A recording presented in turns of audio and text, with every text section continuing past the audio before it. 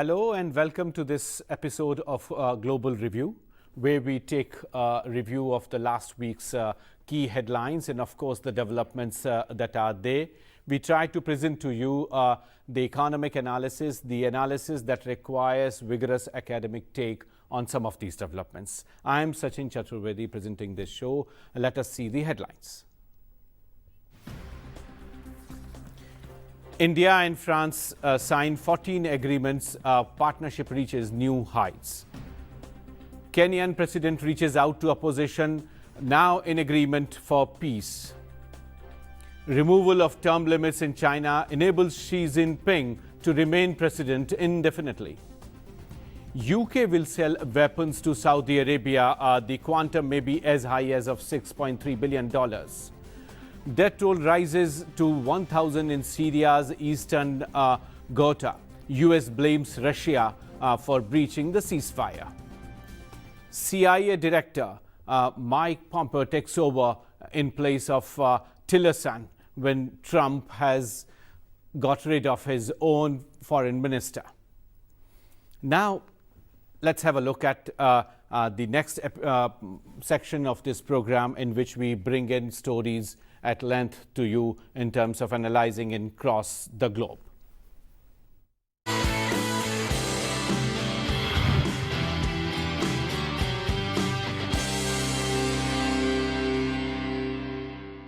In Sri Lanka, the crisis has deepened. Let's have a look at this report.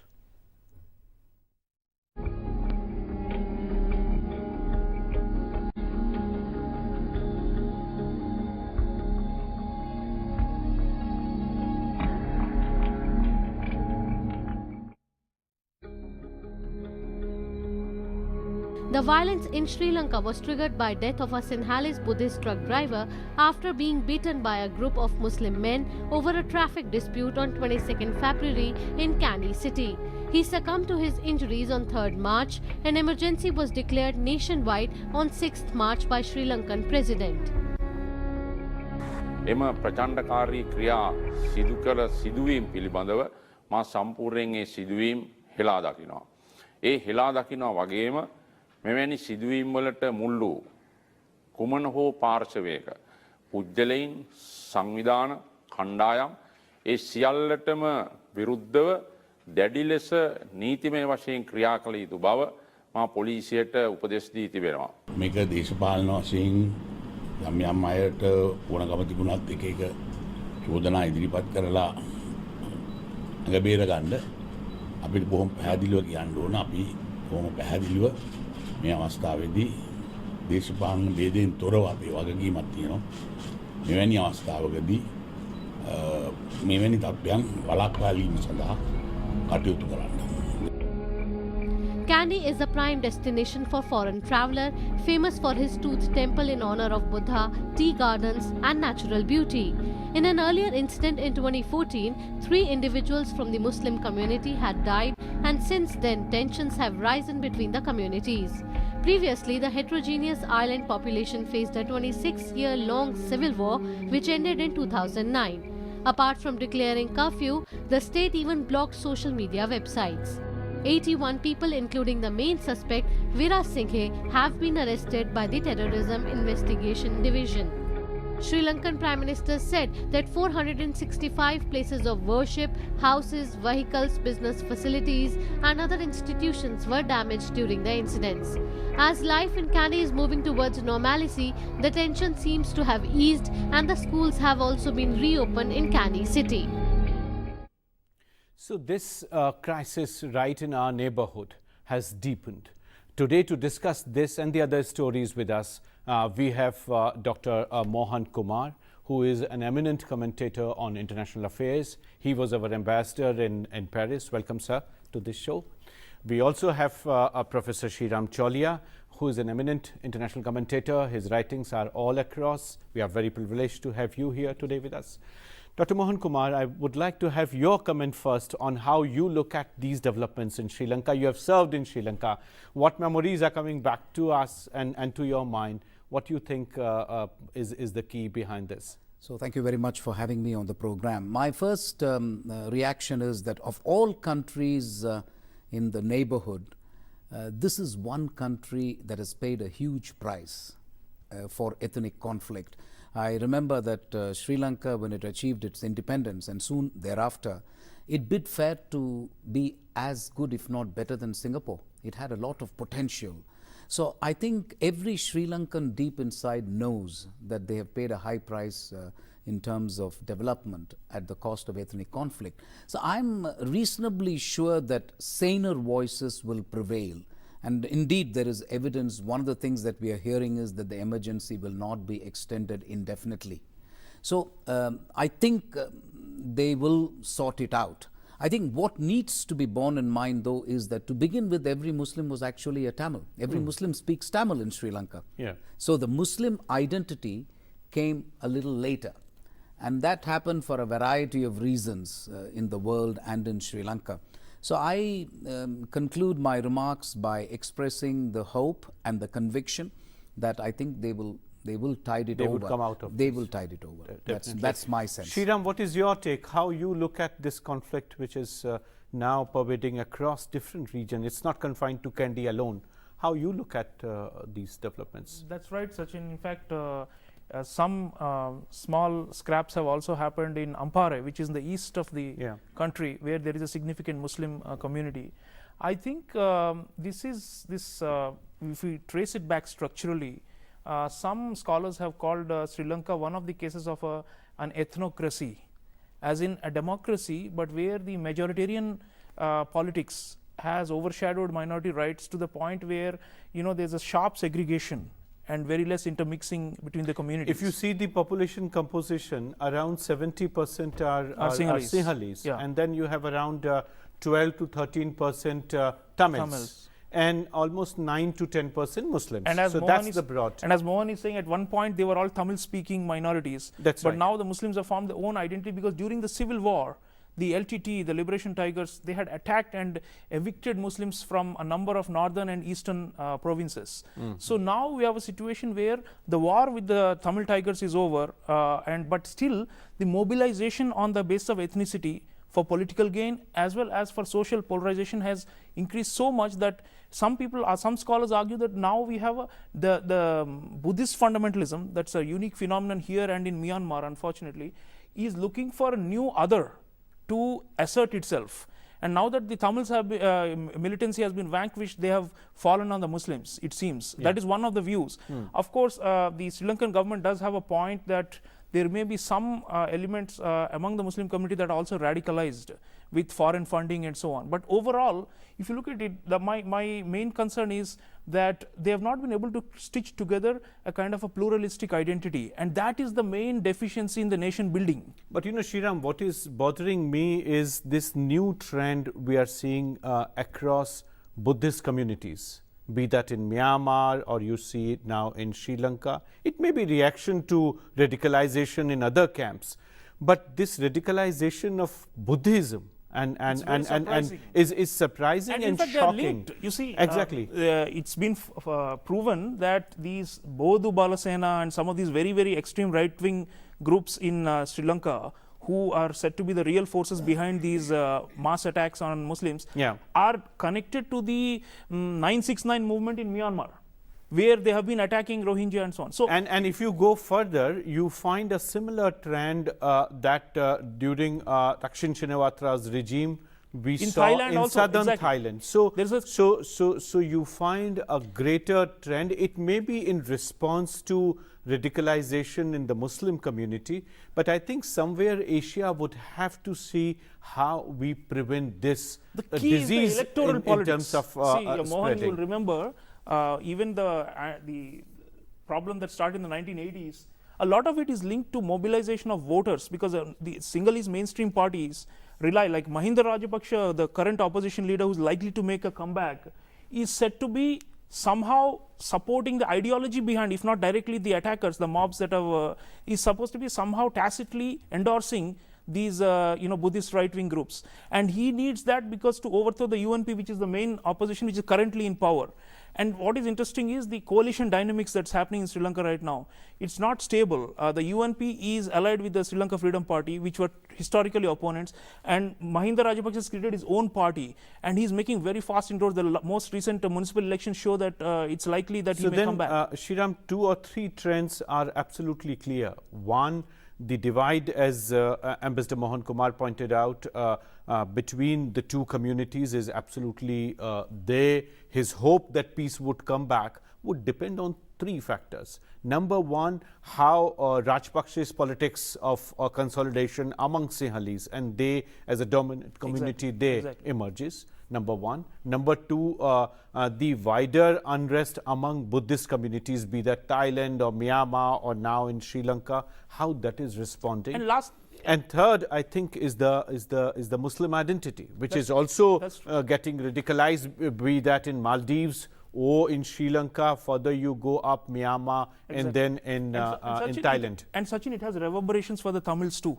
So even though they are not currently impacted by this violence, they're also looking at it with alarm. Like Sambandhan, who is the head of the Tamil National Alliance in the North and East, has said, where is the rule of law? I mean, it looks like the police are standing by while the Sinhalese mobs are going about and ransacking Muslim homes and attacking them. So it's a very serious situation, which has to be, it's not only a law and order issue, it's a social fabric issue. It's a nation building issue. How do you see, Dr. Mohan Kumar, would this have imperatives for our own sort of I think you will have to see it in the wider context. And as you rightly said, there is a trend, not just in Asia, but even beyond Asia, the lurch towards ethnicity, the lack of pluralism. So you are seeing some wider trends, and I don't see how Sri Lanka can be an exception. The only positive note that I would like to inject is that this president has a reputation for being not chauvinistic, and I think he has been elected on a platform that is pluralistic. So I think his comments so far, along with that of the Prime Minister, give me confidence to believe that they will be able to tide over this crisis. And this is a country that has paid a very high price. I repeat it again. You know, they've paid a huge price for the problems that they have had in the past. I would also not underestimate the role of economics. And you know, Sri Lanka is a relatively open economy. Tourism is big there. So some of the difficulties that they are facing economically, I think, is being taken advantage of. Great. So with that, on that note of positivism, we bring this section to a close, Ambassador Mohan Kumar. And in the next section, we would be looking at news that is beyond the current emphasis. We just finished with International Solar Alliance. What are the key outcomes and what's the way forward on International Solar Alliance? We would be looking at under the section Beyond the News. So with this, we come to an end of this section. Thank you.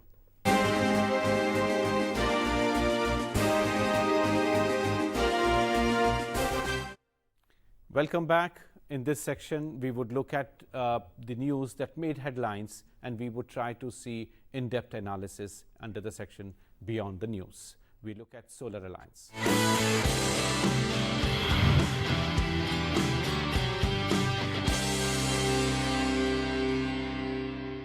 In the International Solar Alliance, the summit that just got closed last week, we would now look at the details of the summit.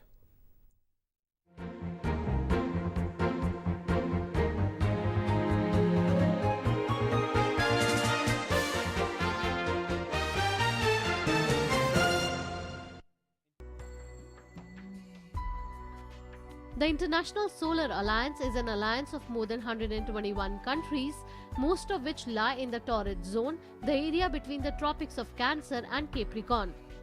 They have been aptly referred to as sunshine countries.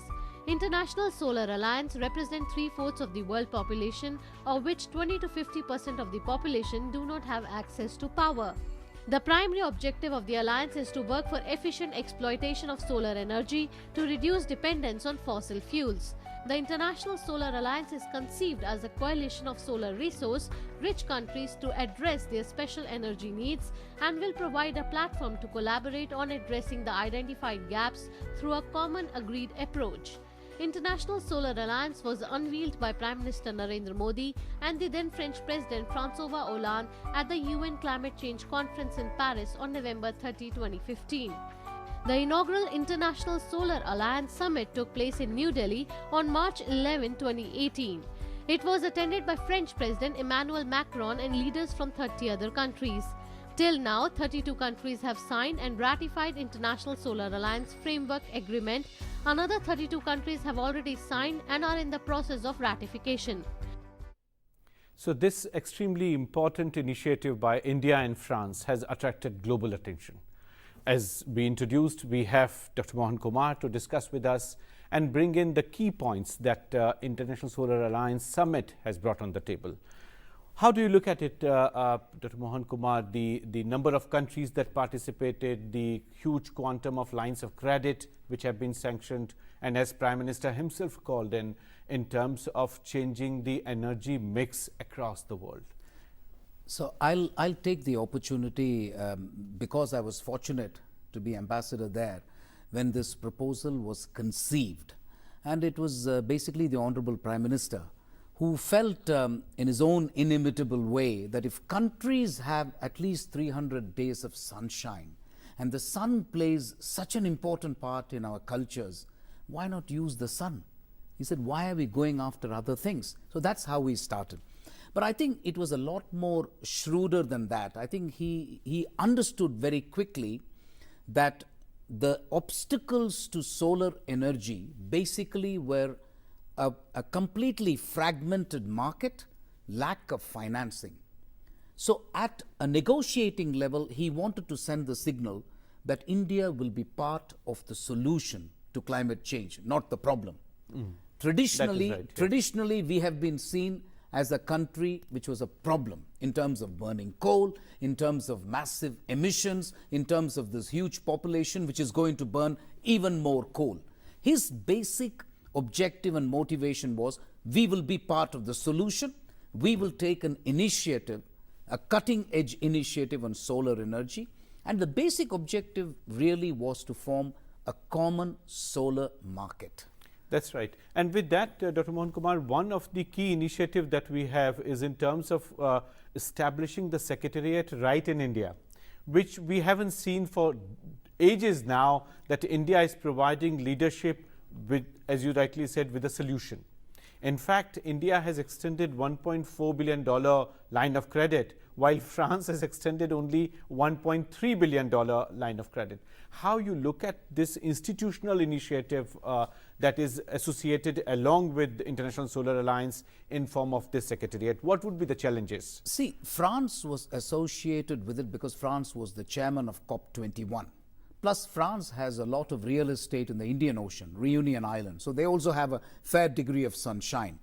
But essentially, this Franco-Indian initiative, or Indo-French initiative, if you like, because we were the pioneers, the challenges now will be to get as many ratifications as possible. We've got about 25, but I think we need to get more. That is something the Secretariat is working. Most important to my mind will be financing. If we can now go to multilateral financial institutions and say that you are lending not to one country but to 50 countries, which will harmonize their policies and regulatory practices and which will constitute this one single solar market, then I think the challenge becomes much easier. The only other challenge that remains is technological breakthrough, which is happening. Whether it is battery, storage, grid sharing, that is happening. I think if we can get rid of the regulatory challenge and make sure financing is available, I think the sky is the limit. Excellent. Sriram, how you look at the strategic imperatives of this initiative, as several of the Francophone African countries and many other African countries attended, even our neighborhood was very prominently present here. The President of Sri Lanka, President of Bangladesh, they attended it. How you look at this as a sort of game changer? This is not about politics, but really very much about a global challenge all of us are facing. It's indeed a strategic project, Sachin. An Australian scholar, Ian Hall, says that Narendra Modi has made India a normative power in the world. Like in the past, we of course had a very moral position on many world issues during the Cold War and all that, right? But now our Prime Minister has essentially, thrust our soft power forward through this initiative. As you mentioned, having an intergovernmental organization of such a global scale and vision to be headquartered in India and that too achieved within 3 years, Mohan, since conception to reality. And that's one of the fastest rates at which you convert an idea into a true intergovernmental international organization. Absolutely. So he has done it, and I think that's part of his vision, and we must acknowledge it. So I think what we are doing is we are again re-establishing our role as a major leader of the global South. And in fact, I would want you to explain to the viewers. People often say China is a leader in solar industry. They are making most of the photovoltaic cells. They're selling all over the world. But we are catching up. Some people say that we are the third largest now behind the US and China in terms of installed solar capacity. And we are overachieving our targets and doing it faster than. So what is behind this whole, progress? I think as Dr. Mohan Kumar very rightly said, instead of being naysayer to everything, India has taken a positive lead.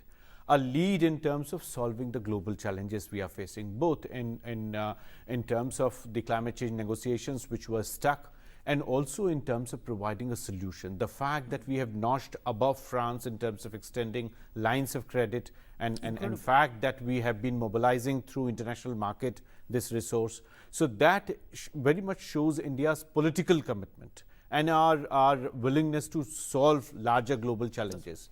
The fact that so it's a global governance contribution, absolutely, a very big one. Yeah. Excellent, and that I think is also a sort of part of the solution that we have stepped on. So we have gone on another trajectory in terms of both diplomatic exercise, but also in terms of technological solution. Here, as we were discussing, the cost of per unit solar energy is going down. And we entering at this stage is also giving a huge leeway to countries which are already miles ahead of us.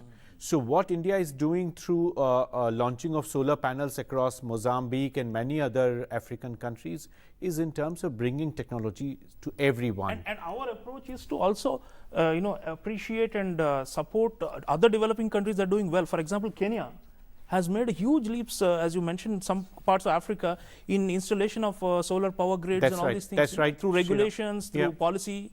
So I think there's Excellent. a lot to learn mutually among ourselves in the developing world. In fact, in the next section, we would talk more about the solution that PM himself has proposed in our book review section. So we would go for the next section now.